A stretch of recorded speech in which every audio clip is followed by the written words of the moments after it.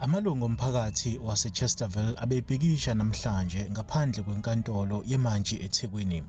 Abethi afuna ubulungiswa kulandela isigameko sokudlwengulwa kwentombazanyana eneminyaka eyisikhombisa kanye nogogo wayo. Ngaphakathi enkantolo, umsolwa oneminyaka engamashumi 30 uThalente Mbongwa ubesebhokisini lobufakazi.